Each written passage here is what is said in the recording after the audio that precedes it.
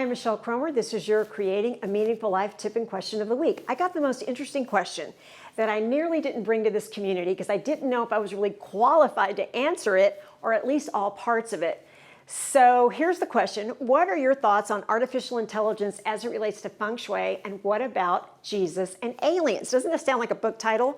So I'm going to take aliens because it's my least knowledgeable category, but I did have a grandfather that was a theoretical physicist, and we had many conversations about UFOs and aliens, and if I had to do my life again, I think I would be a theoretical physicist. So let's put our space helmets on and try to unpack the science.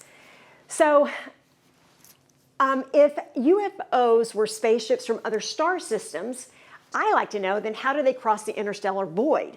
Let's break this down in two parts. Number one light year equals 32 million trips around the Earth. Astronomers measure interstellar distances in light years, which you probably know from science, which is the distance light years travels in 1 year, and it spans 6 trillion miles. That's 12 zeros. The Milky Way galaxy, our galaxy, is about 100,000 light years across, and that's just our neighborhood. So space is big, huge. When UFOs come for a visit, they are crossing those kind of distances. Number two, UFOs must obey the speed limit because the universe has a maximum speed limit and nothing can travel faster than the speed of light. So I think UFOs are magical and they are way more advanced than we are.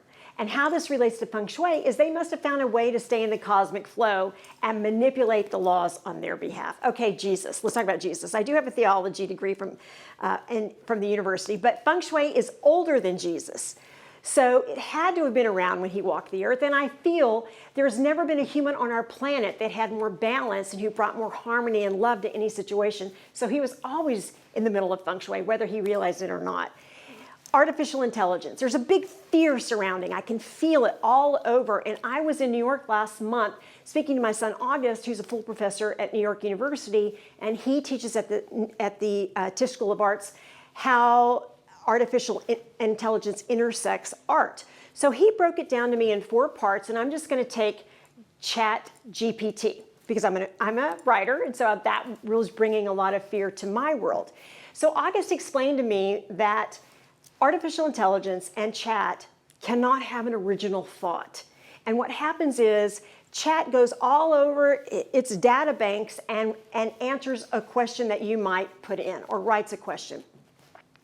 So humans are the only thing so far that can have original thought.